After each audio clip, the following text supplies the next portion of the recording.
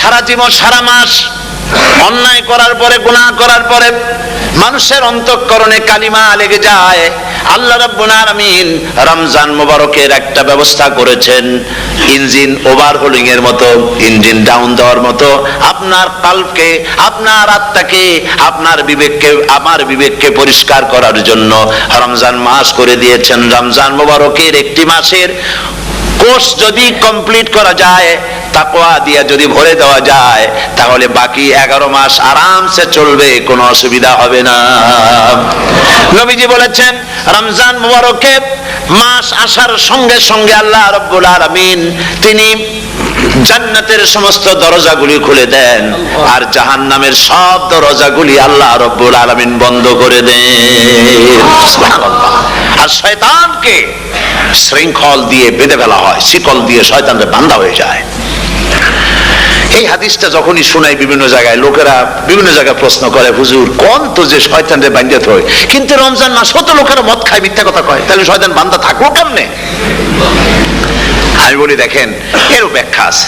এর ব্যাখ্যা হলো এই, কোন কোন ঘড়ি আছে একবার চাবি দিলে 6 মাস চলে, আর একবার চাবি দিলে 2 বছর চলে, আবার চাবি দিলে লাইফ চলে যায়, এরকমের ঘড়িও আছে।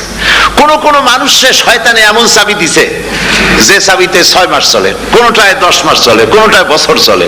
রোজার মাসেও যারা গুনাহ করে শয়তানে এমন চাবি দিছে যে রোজার মাসেও বন্ধ হচ্ছে না, এরা শয়তানের খপ্পরে পড়ে গেছে। আল্লাহ এই চাবি থেকে মুসলমানদেরকে হেফাজত করুন বলি আমিন। জোরে বলেন আমিন। শয়তান থেকে পানাহ কেউ দিতে পারে না, কোন গভর্নমেন্ট পারবে না। ব্রিটিশ গভর্নমেন্ট পারবে নাকি? American government? কেউ পারবে না। শয়তান থেকে পানাহ দিতে পারে কেবলমাত্র কে? ওই আল্লাহ রাব্বুল আলামিন আমাদেরকে শিখায় দিয়েছেন, শয়তানের ওয়াসওয়াসা থেকে আমার কাছে পানাহ চাও। আউযু বিল্লাহি মিনাশ শাইতানির রাজিম। বিতাড়িত মরদুদ শয়তানের ওয়াসওয়াসা থেকে পানাহ চাই, আল্লাহর কাছে পানাহ চাও। আল্লাহ পাক বলেন আমি পানাহ দিতে পারি শয়তানের ওয়াসওয়াসা থেকে। শয়তান থেকে আশ্রয় একমাত্র সিকিউর, নিরাপত্তা পেয়েছেন আল্লাহর পয়গম্বরেরা। সুবহানাল্লাহ। আম্বিয়া আলাইহিমুস সালাম তারা আল্লাহ কর্তৃক নিয়ন্ত্রিত, শয়তানের ক্ষমতা নাই পয়গম্বরদের কাছে যাওয়া। চতুর সীমানার ভেতরে শয়তান প্রবেশ করে কোন নবীকে ওয়াসওয়াসা দিতে পারবে না, বলি সুবহানাল্লাহ। এই জন্য শয়তান থেকে বেঁচে যাওয়া, শয়তানের ওয়াসওয়াসা থেকে বাঁচা খুবই কঠিন। সেই জন্য আল্লাহ পাক বলছে শয়তানকে বেঁধে রাখা হয়, জান্নাতের সমস্ত দরজা খোলা, জাহান্নামের সমস্ত দরজা বন্ধ হয়ে যায়। এই নিয়ামতের মাস আমাদের সামনে। প্রত্যেকটি যখন কোন ওয়ার্কশপ হয়, তো ওয়ার্কশপের জন্য এক একটা কি বলে সিলেবাস থাকে। রমজান মুবারক একটা ওয়ার্কশপ। এই ওয়ার্কশপের মধ্যে একটা সিলেবাস আছে, সেই সিলেবাসের নাম হচ্ছে কোরআন। কোরআন কোরআন কোরআন নাজিলের মাসে আমরা কি কোরআন তেলাওয়াত করি? বলেন। রোজা হচ্ছে, হাদিস শরীফের মধ্যে বলা হয়েছে আস-সাওমু জুন্নাহ, রোজা হচ্ছে ঢাল। রোজা কি কন্ত? ঢাল। বোঝেন তো ঢাল কি? প্রোটেক্টর। আপনি জিহাদের ময়দানে, যুদ্ধের ময়দানে নিরাপত্তার জন্য, বাইরের থেকে আক্রমণকে ফিরাবার জন্য কি ব্যবহার করেন? ঢাল ব্যবহার করেন। রোজা হচ্ছে ঢাল, শয়তানের সমস্ত আক্রমণ থেকে বাঁচার জন্য রোজা হচ্ছে ঢাল। রোজার দিনে কেউ যদি আপনার সাথে ঝগড়া করে, তাহলে রাসূল বলেছেন তুমি বলো, তুমি ঝগড়ায় প্রবৃত্ত হবে না। তোমার সাথে যদি কেউ ঝগড়া করে, তুমি বলবে ইন্নী সাইম, আমি রোজাদার। আমি তোমার মতো ঝগড়া করতে আমিও পারি, আমি তোমার মতো গালাগালি দিতে পারি, কিন্তু আমি দেব না, ঝগড়াও করব না, গালিও দেব না, মারামারিও করব না, কারণ আমি রোজাদার। সুবহানাল্লাহ। রোজা আপনাকে গুনাহ থেকে বাঁচায় দেবে। দেখেন রোজা কিভাবে গুনাহ থেকে বাঁচায়। মিথ্যেবাদী, মিথ্যেবাদী সারাক্ষণ মিথ্যে কথা বলে, কিন্তু রোজার মাস আসছে। এখন মিথ্যাবাদী যারা, তাদের ঘনিষ্ঠ লোকদের কাছে শুনেছি যে তারা বলে, যদি কোনো লোক দিনের বেলা এসে যায় আর এমন কথা, যে কথা বলতে গেলে মিথ্যা বলা ছাড়া উপায় নাই তার জন্য, সে তখন বলে ভাই তুমি তো অসময় আসছো, এখন আমি খুব ব্যস্ত, আই এম ভেরি বিজি, তুমি রাত্রে আসো। কথা বুঝতে পেরেছেন তো? রোজা হচ্ছে কি? রোজাটা কি বলে? ঢাল। কোন মেয়ে লোকের দিকে চোখ পড়লো, আহা আমি তো রোজাদার, চোখকে সাথে সাথে নিচে নামায় ফেললো, গানের আওয়াজ আসলো, আমি তো রোজাদার, সে গানটা শুনলো না। কাজী সমস্ত গুনাহ থেকে বাঁচার জন্য রোজা একটা বিরাট হাতিয়ার। সুবহানাল্লাহ। এই মাসে আল্লাহ রাব্বুল আলামিন এই মাসটা, এই রোজাটা কেন দিয়েছেন? লাআল্লাকুম তাত্তাকুন, ইয়া আইয়ুহাল্লাযীনা আমানু কুতিবা আলাইকুমুস সিয়ামু কামা কুতিবা আলাল্লাযীনা মিন ক্বাবলিকুম লাআল্লাকুম তাত্তাকুন। হে বিশ্বাসীরা, তোমরা যারা ঈমান এনেছো, শোনো, আমি রোজাকে তোমাদের জন্য ফরজ করেছি, যেমন করে ফরজ করেছিলাম তোমাদের পূর্বপুরুষদের উপরে। রোজা শুধু আমাদের উপরে ফরজ হয়েছে তা না, আমাদের আগে যারা যেসব নবীরা আসছিলেন তাদের উপর রোজা কি ছিল? ফরজ ছিল। সুতরাং এই রোজা তোমাদের উপরে ফরজ, এই জন্য লাআল্লাকুম তাত্তাকুন, যাতে করে তোমরা কি হতে পারো? পরেজগার হতে পারো। কি হতে পারো? পরেজগার, মুত্তাকি হতে পারো, আল্লাহকে ভয় করতে পারো। একমাত্র আল্লাহর ভয় মানুষকে ভালো বানাতে পারে। একটা মানুষ জান্নাতে যাওয়ার জন্য, জাহান্নাম থেকে বাঁচার জন্য একটা জিনিস, কয়টা জিনিস বলেন? একটি জিনিস যদি ভেতরে থাকে তাহলে সমস্ত গুনাহ থেকে বাঁচতে পারে। আর একটি জিনিস যদি না থাকে তাহলে এমন কোনো কাজ নাই পৃথিবীতে যা সে করতে পারে না। সেই কাজটার নাম কি? তাকওয়া। সবাই বলেন, কাজটার নাম কি? তাকওয়া। যদি ভেতরে আল্লাহ পাকের ভয় থাকে, রব্বুল আলামিন আমাকে দেখছেন, তিনি আমাকে শুনতেছেন, এই ভয় যদি অন্তঃকরণের ভিতরে থাকে তাহলে এই লোকটি কোনো গুনাহের কাজ করতে পারবে না, মিথ্যা বলতে পারবে না, ওজনে কম দিতে পারবে না, খাদ্যে ভেজাল দিতে পারবে না, শয়তানি বদমাশি করতে পারবে না। আর যদি এই জিনিসটির অভাব থাকে, যদি তাকওয়া না থাকে, তাহলে সমস্ত অন্যায় কাজ সে করতে পারবে। এই জন্য আল্লাহ রাব্বুল আলামিন বলেন, রোজা এই জন্য দান করেছে যাতে করে, রোজার মাস এই জন্য দিলাম, লাআল্লাকুম তাত্তাকুন, তোমাদের ভিতরে তাকওয়ার সৃষ্টি হয়। এই ওয়াজ আমি আপনাদের সামনে অনেকবার করেছি। হযরত ওমর রাদিয়াল্লাহু তাআলা আনহু রাতের বেলায় ঘুরতে ঘুরতে দেখেন এক বাড়িতে আলো জ্বলছে, শেষ রাত। এই রাত্রে বাড়িতে আলো জ্বলে কেন? ভাবলেন কোনো অসুখ বিসুখ হলো নাকি। তো উনি কাছে গেছেন, গিয়ে কান পেতে শুনতেছেন। বাড়ির মালিক বুড়ি তার যুবতী মেয়েকে ডেকে বলছে, মা ওঠো, তাড়াতাড়ি ওঠো। কেন? কয় যে সকাল তো হয়ে গেল, দুধ দই এনেছি, আমি দুধ এনে রাখছি, এখন তুমি পরিমাণ মতো সবটা পাত্রে পানি দিয়ে ভরে দাও, তাহলে ওজন বেশি হবে আর আমরা ভালো লাভ করতে পারবো। মেয়ে বলছে, মা তুমি বলো কি? এটা আমার দ্বারা সম্ভব না। কেন সম্ভব নয়? হযরত ওমর এক ফরমান জারি করেছেন, তিনি বলেছেন পানিতে, দুধের মধ্যে পানি মিশাতে নিষেধ করেছেন। তাছাড়া রাসূল করিম সাল্লাল্লাহু আলাইহি ওয়াসাল্লাম খাদ্যদ্রব্যে ভেজাল দিতে নিষেধ করেছেন। কাজী হযরত ওমরের এই নির্দেশকে আমি অমান্য করতে পারবো না। মা বলছে, দেখো ওমর এখন তো ঘুমাইতেছে, এত রাত্রে তিনি কি এখানে আসছেন নাকি আমাদের এই কারবার দেখতে?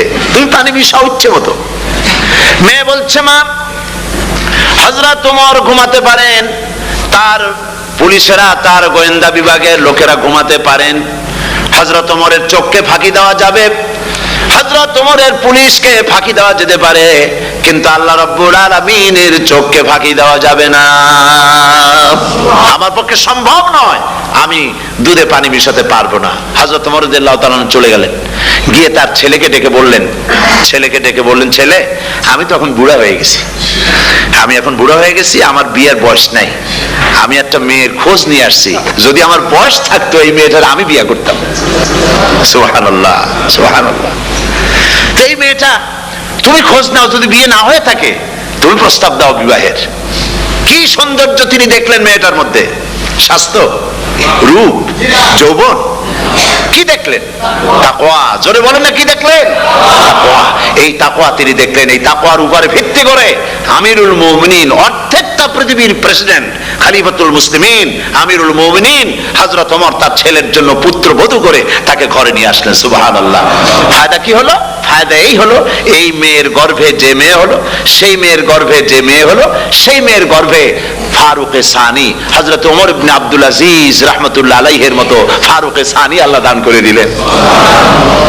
আল্লাহ রাব্বুল আলামিন বলেন, ইন্নামাস সাদাকাতু লিল ফুকারাই ওয়াল মাসাকিন ওয়াল আমিলিনা আলাইহা ওয়াল মুআল্লাফাতি কুলুবুহুম ওয়া ফির রিকাব والغارمين وفي سبيل الله وابن السبيل ফারিদাতাম মিনাল্লাহ ওয়াল্লাহু আলিমুন হাকীম।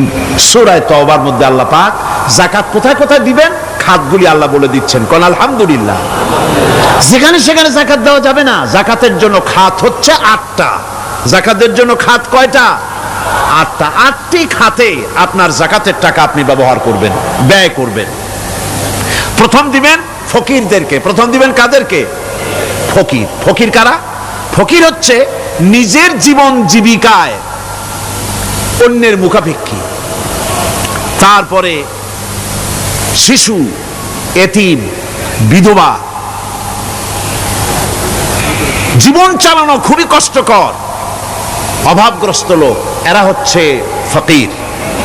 আর মিসকিন হচ্ছে যারা নিজেদের প্রয়োজন উপযোগী অর্থ উপার্জন করার সামর্থ্য নাই, আর মানুষের কাছে আত্মমর্যাদার কারণে হাত পাততেও পারে না। এক কথায় এক গরিব ভদ্রলোক। আল্লাহ কোরআন শরীফ বলেছেন যে এদের চেহারা দেখে বুঝো জ্বর পেটে খাবার নাই, অথবা সে অসুবিধায় আছে। চেহারা দেখে বুঝে তাকে সাহায্য করো। সে এমন শরীফ মানুষ আছে না আমাদের সমাজে? লোক এরকম আছে না? আছে কি না? ঘরের মধ্যে 3 দিনও রান্না হয় নাই, কিন্তু দাড়ি টাড়ি সুন্দর করে আশ্রয়া, জামাটা পরিপাটি করে গায়ে দিয়ে বেরোচ্ছে, কারোর কাছে হাত পাতে না। তার সারাপাতে তার ভদ্রতায় বাঁধে। ওনার সারাপাতে বেঁধেছে, উনি চাবেন না কারো কাছে, কিন্তু উনাকে যিনি সৃষ্টি করেছেন সে আল্লাহ রাব্বুল আলামিন শোনায় দিচ্ছেন, বান্দারা আমার ওই গরিব ভদ্রলোককে খাবার দাও। ওরা হচ্ছে মিসকিন। এরপরে আমিলিন, 3 নম্বরে আমিলিন, অর্থাৎ যারা যাকাত সরকারিভাবে যাকাত যারা আদায় করে সেই আদায়কারীদেরকে এই যাকাতের টাকা দিয়ে তাদের সম্মানী দিতে বলা হয়েছে। ইসলামী গভর্নমেন্ট আসলে যাকাত তো আর আপনার খুশি মতো থাকবে না, যাকাত দিতে আপনি বাধ্য হবেন।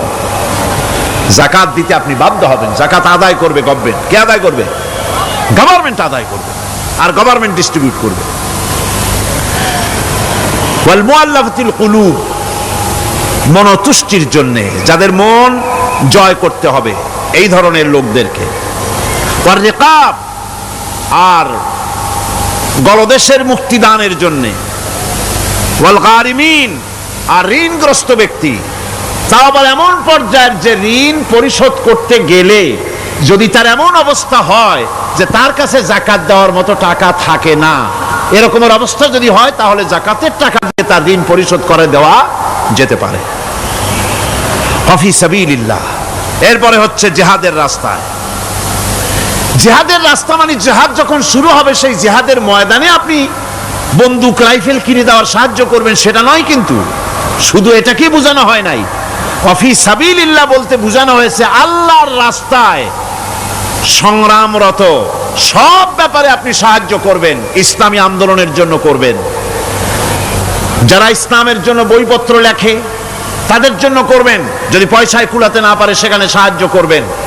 ইসলামী আন্দোলনকে বিজয় করার জন্য সাহায্য করবেন। এক কথায় আল্লাহর রাস্তা বলতে যা বুঝায় এগুলিকে দিবেন। ইবনে সাবিল। এরপরে পথিক মুসাফির। পথিক মুসাফির সে যদি বাড়িতে ধনী থাকে, ঢাকায় ধনী, কিন্তু চট্টগ্রামে এসে সর্বহারা হয়ে গেছে, টাকা পয়সা সব লুটপাট হয়ে গেছে, এখন বাড়ি ফেরার উপায় নাই, যাকাতের টাকা দিয়ে তাকে সাহায্য করা যেতে পারে। এই 8টি খাতে এভাবে যাকাত দেওয়ার জন্য আল্লাহ খাত সৃষ্টি করেছেন। কয়টা খাত হলো? 8টা খাত। কোরআনে কারীমের 3টি আয়াতে যাকাতের কথা এভাবে বলা হয়েছে, ইয়া আইয়ুহাল্লাযীনা আমানু আনফিকু মিন তাইয়্যিবাতি মা কাসাবতুম ওয়া মিম্মা আখরাজনা লাকুম মিনাল আরদ। হে ইমানদার লোকেরা, তোমরা যেসব পবিত্র অর্থ সম্পদ উপার্জন করো সেগুলি, এবং আমি জমিন থেকে তোমাদের যে ফসল দান করি, ফসল উৎপাদন করে দেই, তার থেকে তোমরা আল্লাহর পথে খরচ করো। এ গেল 1 নম্বর আয়াত। 2 নম্বর, প্রথম আয়াত বলা হয়েছে সূরা বাকারায়, আর সূরা আনআমে বলা হচ্ছে কুলু মিন সামারিহি ইযা আসমারা ওয়া আতু হাক্কাহু ইয়াওমা হাসাদিহি। তার উৎপাদিত ফল ফসল তোমরা খাও, আর ফসলের একটি অংশ ফসল কাটার দিনেই আল্লাহর হকটা, আল্লাহর অধিকারটা আদায় করে দাও। যেদিন তোমরা ফসল কাটবে সেদিনই এই অধিকারটা আদায় করে দাও। এই যে একটা ফরজ, এই ফরজটা মুসলমানেরা বেমালুম ভুলে গিয়েছে। ফসলের যাকাত তারা দেয় না। ফসলের যাকাতকে বলা হয় ওশর। কি বলা হয়? ওশর। এই ওশর এখন যদি আপনি গ্রামে গিয়া কোন শিক্ষিত লোককেও যদি জিজ্ঞেস করেন, ভাই ওশর কি চেনো? সে বলবে, ভাই ওশর এটা কি জাতীয় প্রাণী, সারপোকা না তেলাপোকা না আরশোলা, আমি তো এই নামটাম তেমন শুনি টুনি নাই, বুঝবি না ওশরটা কি জিনিস। অথচ নামাজ রোজার মতোই ফরজ ওশর আদায় করা। কবে আদায় করবেন? যেদিন আপনি ফসল কাটবেন সেই দিনই ওশর আদায় করে দিবেন। পরিমাণটা কি হবে? পরিমাণ হবে আকাশের বৃষ্টির পানি দিয়ে, আকাশের বৃষ্টির পানি দিয়া যদি ফসল হয় তাহলে দিবেন 10 ভাগের 1 ভাগ। 10 মণ যদি ধান হয়, গম হয়, ডাল হয়, 1 মণ আল্লাহর অধিকার আদায় করে দিবেন। অধিকারটা কার? আল্লাহ কি করবে দিয়া?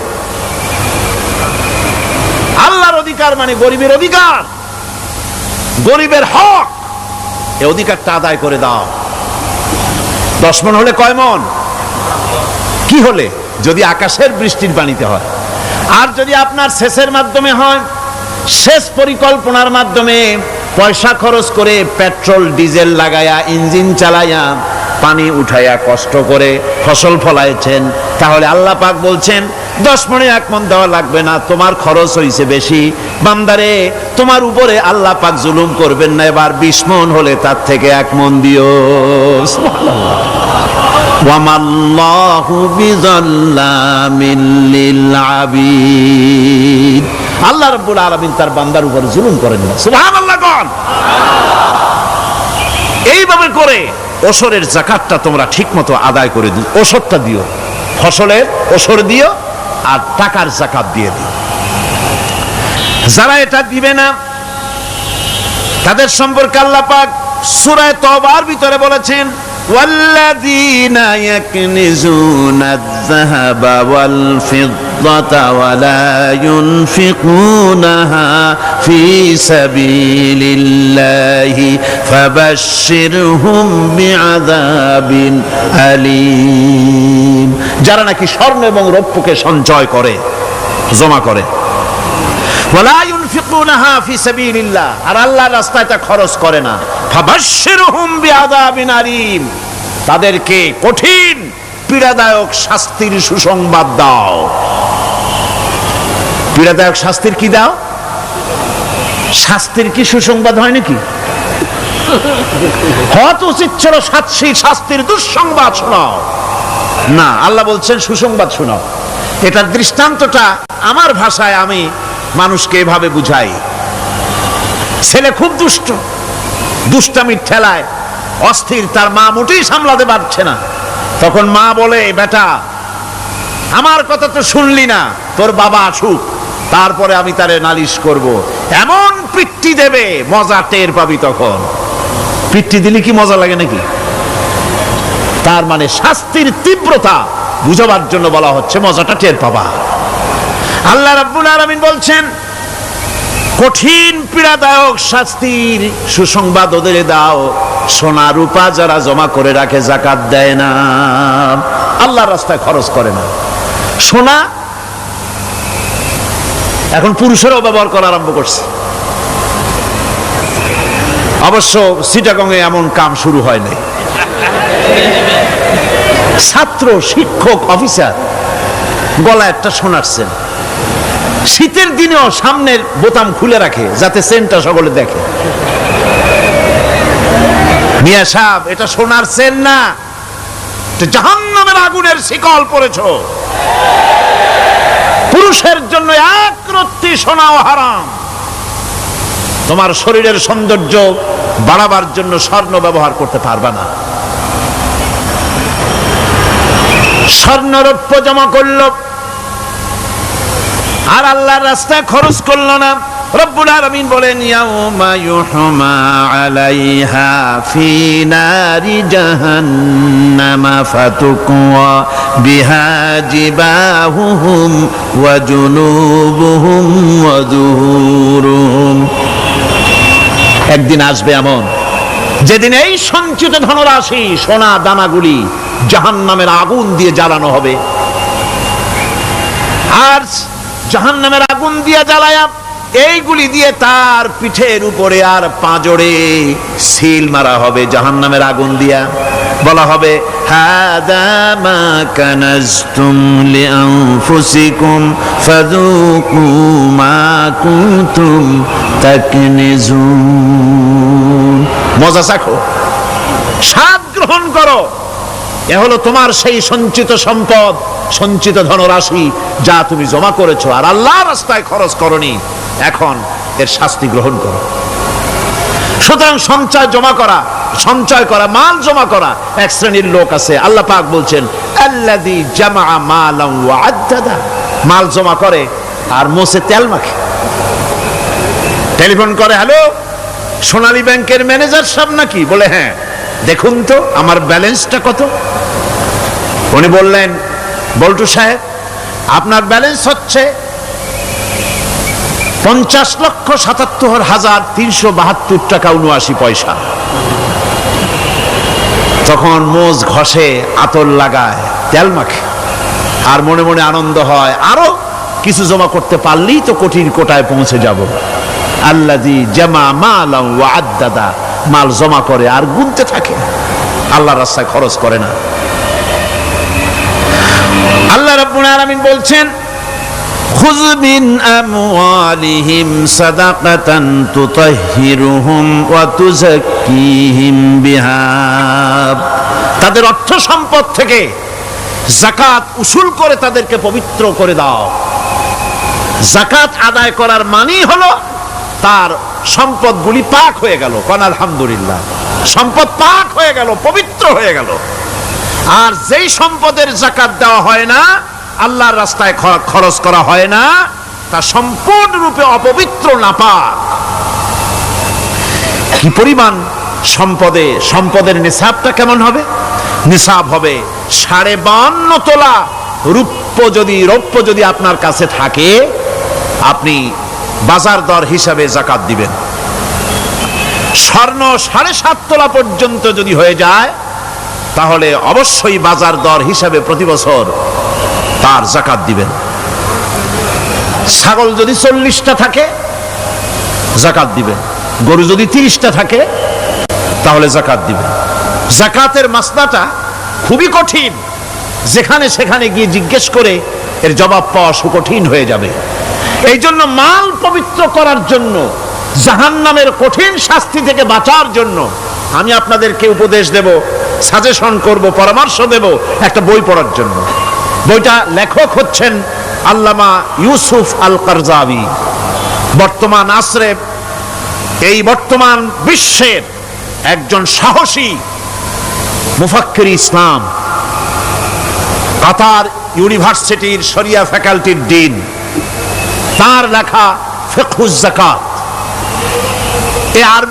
বিশাল এই আরবি গ্রন্থের অনুবাদ করেছেন অনুবাদ রাজ্যের রাজা, এদেশে ইসলামী আন্দোলনের, এই ভূখণ্ডের পুরোধা ইসলামী আন্দোলনের বর্তমান সব নেতাদের ওস্তাদ আল্লামা হযরত মাওলানা আব্দুর রহিম সাহেব রাহিমাহুল্লাহ, আল্লাহ তাকে জান্নাতুল ফেরদাউসের মেহমান বানায় নিক, জোরে কোন আমিন।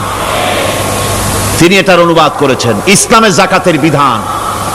ইসলামে, নামটা মনে রাখেন, ইসলামে যাকাতের বিধান। ইসলামী ফাউন্ডেশন বইটা বের করেছে, এত বড় 2টি খণ্ড। এই বইটি আপনারা সংগ্রহ করবেন, ইসলামের যাকাত বিধান, বইটি আপনারা সংগ্রহ করবেন মনে করে। আল্লাহর রাহে যে আপনি খরচ করবেন, সেই খরচ করার জন্য আল্লাহ রাব্বুল আলামিন কয়েকটা মূলনীতি দিয়েছেন। কিভাবে, কি মন মানসিকতা নিয়ে খরচ করবেন। খরচ করলেই কিন্তু সওয়াব হবে না। আতর মাখবেন, যদি চিন্তা করেন যে আতর মাখলাম, মাহফিলে যাব, মসজিদে যাব, লোকেরা টের পাবে যে বেটা আতর একখান মাখছে, তো খামো খাই আপনার আমও গেল, সালাও গেল, কোনো সব হইল না। আর যদি আতর মাখেন এই নিয়ত করে আতর মেখেছি, রাসূল পাক সাল্লাল্লাহু আলাইহি ওয়াসাল্লামের একটা সুন্নাত আমল করলাম, আল্লাহ রাব্বুল আলামিন অসংখ্য নেকি আমল নামায় লিখে দিবেন। নিয়তের উপরে দারমাদার করছে সবকিছু। এখন আপনি যে খরচ করবেন, সেই খরচটা কিভাবে করবেন, কি মন মানসিকতায় করলে পরে আল্লাহ খুশি হবেন, সেই কথাটি আল্লাহ পাক কোরআনে কারিমের মধ্যে বলছেন। আমি আপনাদের সামনে সেগুলি বলছি। দানটা হতে হবে কেবলমাত্র আল্লাহরে খুশি করার জন্য। মনে রাখেন, এটা হলো এক নম্বর। কি দানটা হতে হবে কারে খুশি? জোরে কোন? আল্লাহ পাক বলছেন, ওয়ামা তুনফিকুনা ইল্লা ইবতিগা ওয়াজহিল্লাহ, তোমরা যা কিছু খরচ করো তাতে আল্লাহর সন্তুষ্টি লাভ করা ছাড়া মনের মধ্যে অন্য কিছু যেন লক্ষ্য না থাকে, শুধুমাত্র আল্লাহর সন্তুষ্টি মনের মধ্যে তোমরা রাখবে। আর কাউকে কোনো জিনিস দিয়ে তার কাছে অনুগ্রহ প্রকাশ করতে পারবে না। আমি তোমার এই উপকার করছিলাম, তুমি নেমো হারামের মতো আজ কথা বলো, এরকম বলে না। কাউকে কিছু দিয়ে অনুগ্রহ প্রকাশ করবা না, তার মনে ব্যথা দিবা না। الذين ينفقون أموالهم في سبيل الله ثم لا يتبعون ما أنفقوا منا ولا أذى, যারা আল্লাহর পথে খরচ করে এবং খরচ করার পর নিজের অনুগ্রহ প্রকাশ করে না এবং কাউকেও মনোকষ্ট দেয় না, টাকা দিয়া খোটা দিল না, মনেও কষ্ট দিল না, তাদের জন্য পুরস্কারটা কি শুনুন। আল্লাহ পাক বলেন পুরস্কার হচ্ছে লাহুম আজরুহুম ইনদা রাব্বিহিম ওয়ালা খাউফুন আলাইহিম ওয়ালা হুম ইয়াহজানুন, ওদের জন্য তার পরওয়ারদিগারের কাছে রয়েছে বিরাট পুরস্কার, আজরে আজিম। এদের জন্য কোনো ভয় নাই, কোনো চিন্তাও নাই, কিয়ামতে ডাইরেক্ট জান্নাতে চলে যাবে। সুবহানাল্লাহ। দানের এত ফজিলত যা ভাই আমি বলে শেষ করতে পারবো না, এত ফজিলত আল্লাহ দানের মধ্যে রেখেছেন। ত্যাগেই তো শান্তি, ভোগে শান্তি নাই, মজা কিসে? জোরে কর না, মজা কিসে? ত্যাগের ভিতরেই মজা। এরপরে আল্লাহ পাক বলছেন আল্লাহর পথে 3 নম্বরে হতেছে আল্লাহর পথে যা খরচ করবা বেছে বেছে ভালো জিনিসটা দিও, বাইসা বাইসা ছেঁড়া জামাটা দিও না। পকেটে হাত দিয়া দান করবে, পকেটে হাত দিয়া হাত আর বাইর করে না। কারণ কি? খুঁজে দেখে যে 10 পাই না, 4 না, কম পয়সাটা দেবে, 12টা দেবে না। টাকা বের করে ওর মধ্যে ময়লা পচা গন্ধ লাগে, ওইটা দান করবে, আর টাটকা টাকাটা পকেটে রেখে দেবে। এই স্বভাব আমাদের আছে কিনা? কর আছে কিনা? আরে বাবা, টাকা কি আপনি পকেটে রাখতে পারবেন? ওটা দেওয়া লাগবে না, এরে দেন তারে দেন, কাউকে কিন্তু দেবেনি। আমাদের এই বদভ্যাস আল্লাহ আমাদেরকে মাফ করুন, কোন আমিন বলেন। আমিন। দান করার সময় বেছে বেছে খারাপটা দিও না, ছেঁড়া কাপড়টা দিও না, অখাদ্য কুখাদ্য দান করো না। বিয়ার মজলিস, বিবাহে অনেক লোক দাওয়াত দিয়েছে, বেশি করে রান্না করছে, কম যদি হয়ে যায় বড় মিয়ার ইজ্জত নষ্ট হয়ে যাবে। মেহমান কম আসলো, এখন এই খাবারগুলি না পারিয়া তারপরে গরিবদের দেয়, না পেরে যখন খাবার কেউ নাই তখন গরিবদের দেয়। গরিবদের উদ্দেশ্য করে কিন্তু বানানো হয় নাই। এটা হলো একজনের রুটি খাচ্ছিল, এক কৃপণ বখিল রুটি খেতে বসেছে, সিল একটা এসে রুটিতে সু মারলো, সু মেরে রুটিটা নিয়ে গেছে। বেচারা পিছনে পিছনে দৌড় আরম্ভ করছে, গালি দিতে দিতে। মরার সিল, আর তুই জায়গা পাইলি না। সিলের পিছনে দৌড়াতে দৌড়াতে নদীর পারে চলে আসছে। সিলও দেখে যে আল্লাহ, এমন এক বেকায়দার লোকের রুটি নিলাম, কোনো গাছেও বসতে পারি না তার ঢিলার জ্বালায়। শেষ পর্যন্ত পাশে ছিল নদী, নদীর উপর দিয়া চিল উড়ে ওপার যাওয়া আরম্ভ করছে। বকিল বেচারা দাঁড়াই থাকে, দিলাম ফি সাবিলিল্লাহ, আল্লাহর রাস্তায় দিলাম। এর তো কোনো মানে নাই। নিজে খেতে না পারে বাসি অখাদ্য কুখাদ্য এগুলি দিতে আল্লাহ পাক নিষেধ করেছেন। দিবা বাইসে বাইসে ভালো জিনিসটা, যেটা তোমার কাছে প্রিয় ওইটা দিও।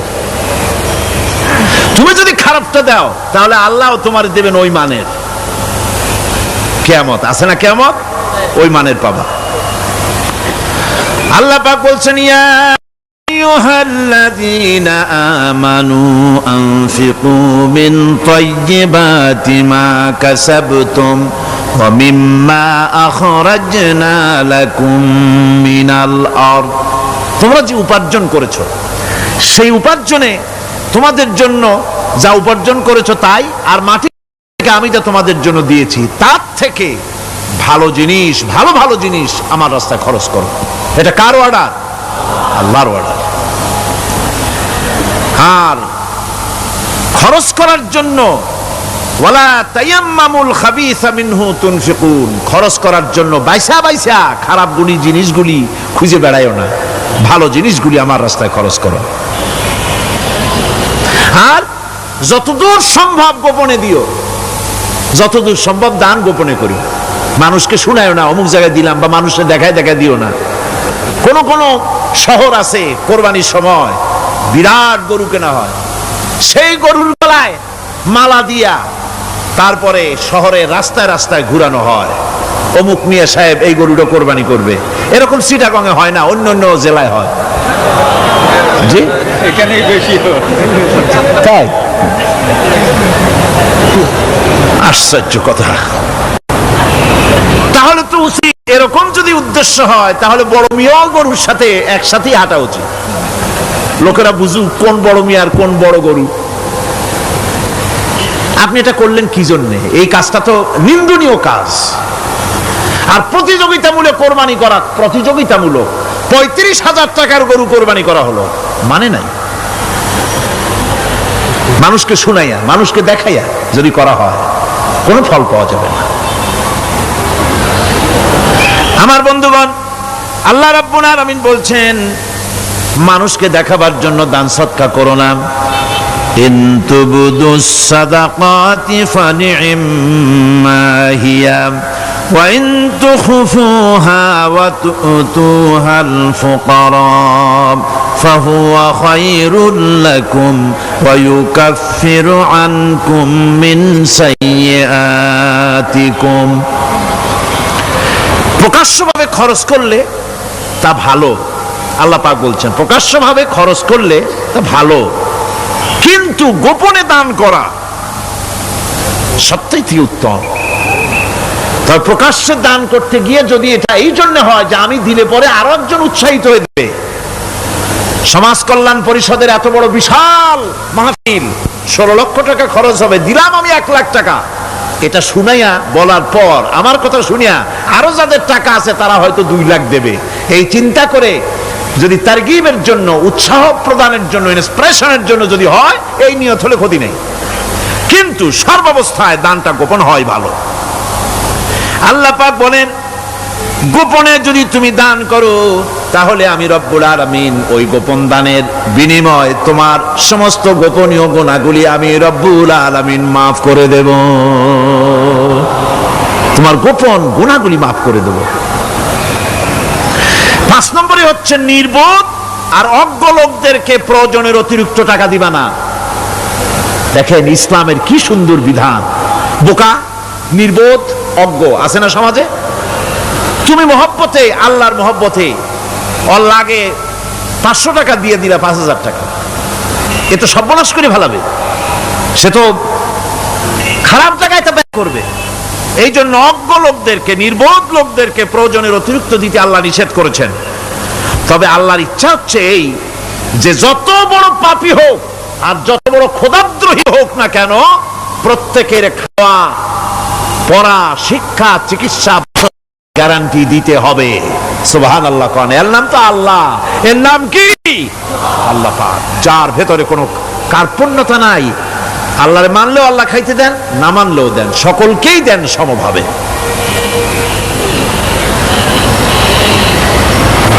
6 নম্বরে হচ্ছে কারো প্রয়োজন পূরণের জন্য যদি ধার দেওয়া হয় যদি কাউকে ধার দেন তা আদায় করার জন্য বারবার তাকে তাগাদা দেওয়া যাবে না। একথা শুনে যারা ঋণগ্রস্ত আছেন তারা আবার এই সুবিধাটা নিয়েন না। সামর্থ্য থাকতে যদি যার কাছ থেকে ধার এনেছেন তাকে যদি কষ্ট দেন, অবশ্যই আল্লাহর কাছে আসামি হতে হবে কিয়ামতের দিন, কোনো সন্দেহ নাই। আর যে ব্যক্তি ধার দিয়েছেন তিনি যদি বুঝতে পারেন যে এই লোকটি আসলেই নিয়ত ভালো কিন্তু দিতে পারতেছে না, তাহলে এমন লোককে বারবার তাগাদা দিতে আল্লাহ নিষেধ করেছেন। তাকে শরম দিও না, তাকে সময় দাও। وَإِنْ كَانَ ذُو عُسْرَةٍ فَنَذِرَةٌ إِلَى مَيْسَرَةٍ وَأَنْ تَصَدَّقُوا خَيْرٌ لَكُمْ إِنْ كُنْتُمْ تَعْلَمُونَ। ঋণগ্রস্ত ব্যক্তির আর্থিক অবস্থা খারাপ হলে সচ্ছল হওয়া পর্যন্ত তাকে সময় দাও, আর তাকে যদি ক্ষমা করে দিতে পারো সেটা তো অনেক ভালো কথা, আল্লাহ তোমার প্রতি রহম করবেন। যদি ক্ষমার তাকে যদি সে দিতেই পারবে না এমন অবস্থা যদি হয়, তাহলে তাকে তুমি ক্ষমা করে দিও।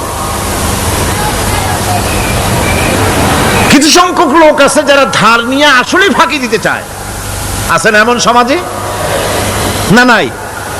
কিছু লোক আছে ধার নেয়, ভাই দেব 1 মাসের মধ্যে, কোনো সন্দেহ নাই। 6 মাস যায় তারপরেও দেয় না, অন্য কাজ করে মিটাই, অন্য কাজ মিটায়, কিন্তু এর টাকা পরিশোধ করে না। এরকম লোকও আছে, তারা আল্লাহর কাছে দায়ী হবে।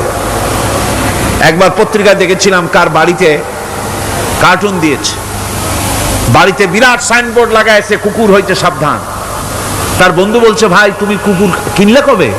কয় যে না, কুকুর কিনি নাই, সাইনবোর্ড লাগাইছি পাওনাদারদেরকে ঠেকাবার জন্য, যাতে সহজে বাড়ির মধ্যে না ঢোকে। এই চালাকিটা আর কেউ বুঝুক আর না বুঝুক, আল্লাহ পাক তো খুব ভালো করেই বোঝেন। 7 নম্বরের কথা হলো দান করার ব্যাপারে, যে আপনি দান করতে করতে যা আছে সব ফতুর করে ফেলাবেন, এটা কিন্তু ইসলাম চায় না। আপনার সন্তান সন্ততিকে বঞ্চিত করে, স্ত্রী পুত্রকে বঞ্চিত করে সমানে দান করবেন, ঘরে না খায়া থাকবেন, এই অবস্থা যেন না হয়। খরচ করবেন কি? আল্লাহ পাক বলছেন, وَيَسْأَلُونَكَ مَاذَا يُنْفِقُونَ قُلِ الْعَفْوَ। নবী আপনাকে প্রশ্ন করা হয় কি খরচ করব, আপনি বলুন প্রয়োজনের অতিরিক্ত জিনিস যেটা আছে সেটাই আল্লাহর জন্য খরচ করে দাও। তোমার প্রয়োজন যখন মিটে গেছে, ব্যাংকের মধ্যে অসংখ্য টাকা জমা রাখা খালি গুনতেছে বসে বসে, তা না করে অভাবগ্রস্ত মানুষদের প্রয়োজন মিটাও। খরচ করার ভিতরে আর খরচ না করার ভিতরে ভারসাম্য রক্ষা করতে হবে।